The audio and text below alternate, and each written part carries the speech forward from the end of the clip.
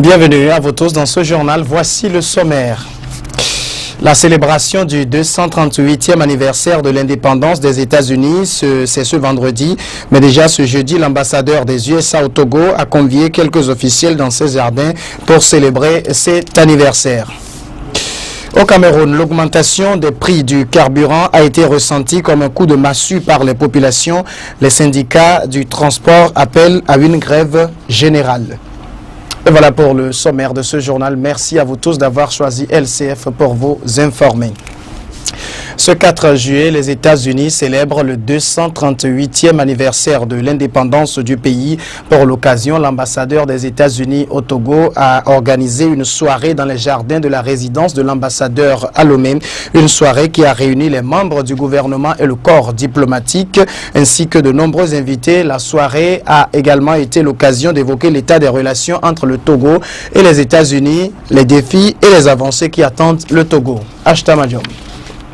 La Nouvelle-Orléans, l'État de la Louisiane, deux régions des États-Unis d'Amérique, dont les nombreux invités à cette soirée de célébration du 238e anniversaire d'indépendance ont eu à découvrir. Jeter un regard vers l'arrière et regarder vers l'avenir, c'est l'exercice auquel s'est prêté l'ambassadeur américain, parlant des relations entre son pays et le Togo. Et également les efforts consentis par le gouvernement togolais pour un pays paisible et économiquement stable.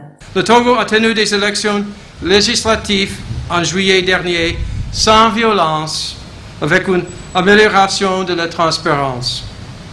Ce scrutin a donné une nouvelle Assemblée nationale avec 5 partis politiques. Pour l'avenir, les États-Unis espèrent que les élections présidentielles de 2015 seront même plus équitables et plus transparentes. Mais pour y arriver, il y a encore du travail à faire pour renforcer les institutions démocratiques au Togo. L'économie du Togo s'est améliorée et a connu une croissance de plus de 5% l'année dernière. Mais toutefois, la question des réformes reste une préoccupation pour le gouvernement américain qui exhorte la classe politique à un véritable consensus. Nous avons été aussi encouragés par l'engagement déclaré du gouvernement togolais à rechercher des réformes constitutionnelles, mais déçus qu'aucun progrès significatif n'ait été accompli. Compte tenu des développements les plus récents, la voie vers une réforme consensuelle demeure incertaine. Sans entrer dans tous les détails, je constate que la résolution des questions constitutionnelles importantes en jeu ne sera pas possible que lorsque toutes les parties au processus, aussi bien celles qui détiennent le pouvoir que celles qui le recherchent, feront preuve de flexibilité, de générosité et d'esprit de compromis. Se prêtant au même exercice, le ministre des Affaires étrangères togolais est revenu sur les relations entre les deux pays et aussi l'appui du gouvernement américain au Togo. Sur la question des réformes, le ministre n'a pas manqué de mots. À propos des réformes, je vous rassure que le souci permanent du président de la République est la consolidation de la démocratie autour des vertus de dialogue, de tolérance et du compromis. Aucun effort n'est épargné pour exhorter toutes les parties prenantes à continuer le travail dans un esprit consensuel et inclusif afin d'assurer la tenue des prochaines consultations électorales dans un climat politique apaisé et non violent. Les 5 et 6 août prochains se tiendra à Washington DC un sommet des leaders USA-Afrique, un sommet axé notamment sur les thématiques du développement auquel une délégation togolaise prendra également part. Cette soirée aux couleurs américaines s'est poursuivie sur fond de musique jazz Dixieland, une originalité de la Nouvelle-Orléans. C'est officiellement lancé l'un des plus grands événements commerciaux que Lomé enregistre à l'approche de la fin d'année. La foire internationale de Lomé, cette année, ce sera la 12e édition et elle aura lieu du 21 novembre au 8 décembre prochain. La campagne de promotion de cette foire a été lancée ce jeudi et cette année, les énergies renouvelables seront mises en exergue avec l'organisation du premier salon international des énergies renouvelables. Jacques Pekemsi. 7 mois après la fermeture de la 11e foire internationale de Lomé, le Centre togolais des expositions et foires se prépare déjà pour la prochaine édition qui aura lieu du 21 novembre au 8 décembre prochain. Touche particulière cette année, l'intégration d'un thème sur lequel plancheront les spécialistes. Les énergies renouvelables, source de progrès et de développement, c'est le thème retenu pour cette édition. C'est une foire multisectorielle qui regroupe pratiquement tous les secteurs de l'activité économique nationale. Mais à partir de cette 12e édition, nous avons décidé de mettre l'accent particulier sur un secteur, une branche de l'activité économique nationale. Et cette année, c'est le secteur des énergies renouvelables qui a été retenu. Donc, nous allons pendant cette fois mettre un accent particulier sur les énergies renouvelables et en organisant un salon. Il sera donc organisé dans ce cadre le premier salon international des énergies renouvelables, occasion d'échange, de découverte pour les entrepreneurs. Les opérateurs économiques, ils vont non seulement identifier les opportunités qui s'offrent dans la sous-région, qui s'offrent au Togo. Nous allons les éclairer sur cela et comment arriver à financer des projets. Et je crois que donc sur ce plan-là, tous les porteurs de projets qui y seront et des porteurs de projets dans le domaine des énergies renouvelables, que ce soit solaire, que ce soit des projets de biomasse, que ce soit des projets de géothermie, bon on n'en a pas au Togo, mais au moins du vent, les projets éoliens, on peut avoir des possibilités de financement.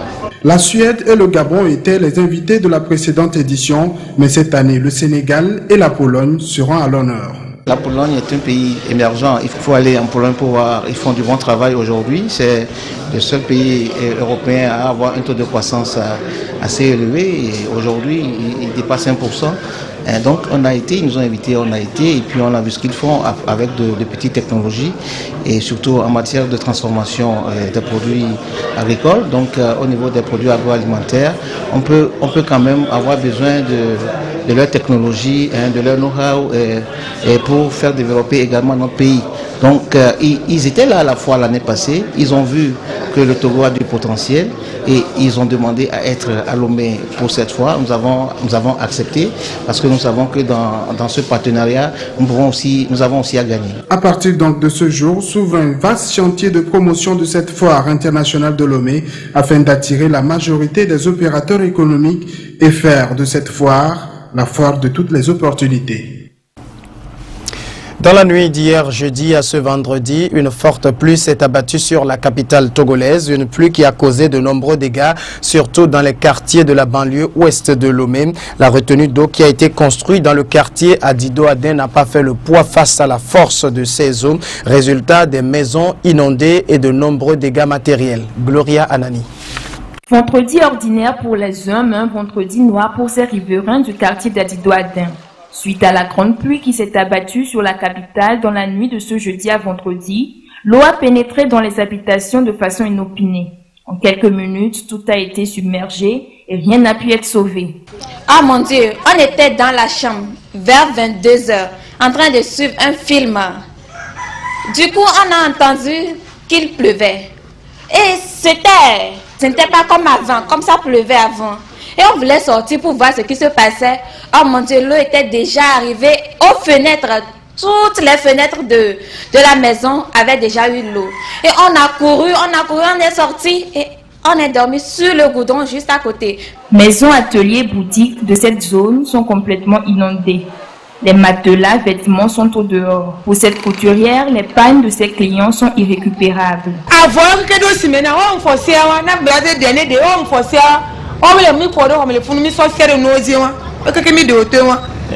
Il y a les véhicules qui sont mouillés, très mouillés, mais je ne sais pas comment je vais faire pour mes clients. C'est ça, au niveau du moteur, tout s'est mouillé, donc je ne sais pas comment je vais faire.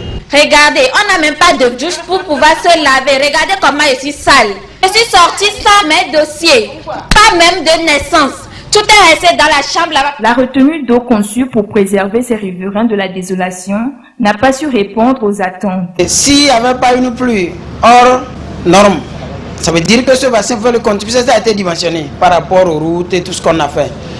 Mais une pluie qui allait au-delà des attentes de ce que l'on peut penser, ne peut que créer une situation pareille. Vous regardez derrière moi, il y a une installation de pompes de grande capacité qui en temps normal ont la capacité de pomper en 3 heures, 4 heures de temps le surplus d'eau capable de nuire à la population riveraine.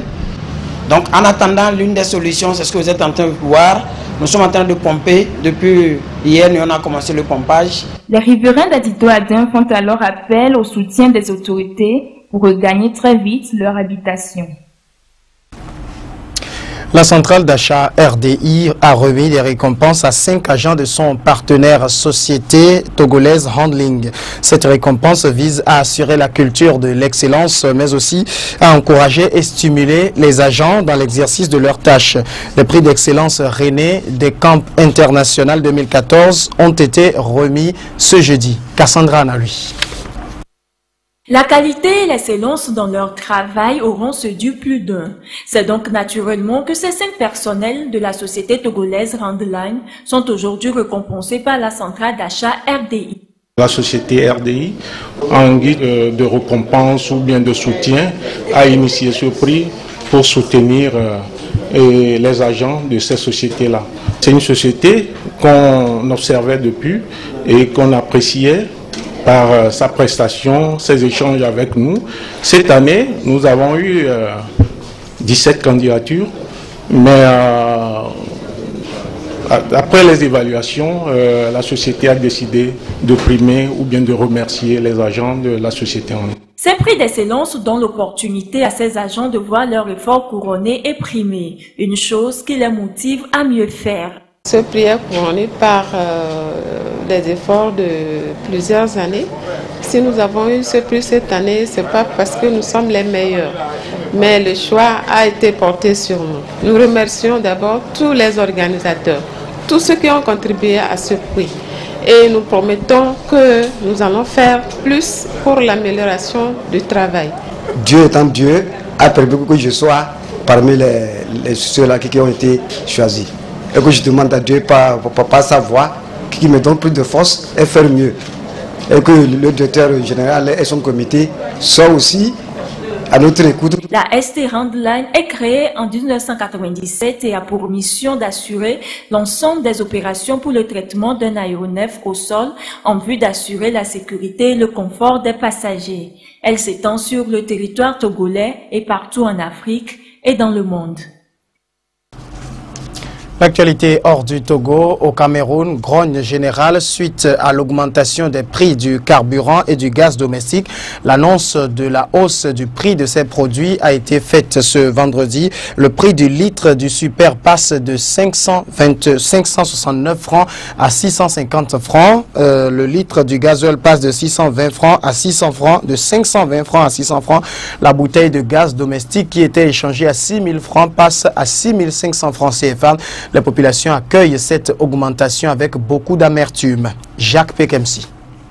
Grand choc pour les Camerounais qui ont appris ce vendredi l'augmentation des prix du carburant par le gouvernement. Le super et le gasoil ont subi une hausse de 80 francs CFA alors que le gaz domestique de 12 kg est passé de 6 000 à 6 500 francs CFA, soit une augmentation de 500 francs CFA. Le gouvernement explique cette augmentation par le poids de la subvention sur le prix du carburant qui était de 420 milliards de dollars en 2013. Il décide de réduire de 50%. La subvention au prix des produits pétroliers demeure. Elle est simplement réduite dans une proportion somme toute raisonnable, en tout cas de nature à permettre au budget de l'État à mieux la supporter. Les consommateurs, face à cette mesure gouvernementale, s'opposent fermement. Les usagers de la route estiment qu'une telle hausse est inacceptable compte tenu de la production pétrolière du pays. Nous ne comprenons pas pourquoi est-ce que nous sommes un pays qui produit du pétrole, mais que les prix du pétrole, du carburant soient tellement chers qu'on ne fait qu'augmenter à chaque fois. Donc que le gouvernement essaye de nous expliquer bien ce mécanisme-là. C'est ça qui nous choque un peu. On doit gréver pour que l'État essaie de voir ce qu'il doit faire par rapport à ça. C'est possible qu'on augmente le carburant un beau matin, sans expliquer pourquoi ils augmentent le prix du carburant. Les syndicats des transporteurs routiers ne restent pas indifférents face à cette situation. Ils se sont réunis à Yaoundé pour annoncer une grève illimitée qui commence le lundi prochain. Le gouvernement a annoncé une révalorisation des salaires des fonctionnaires et la baisse de certaines taxes, histoire de calmer la tension ambiante.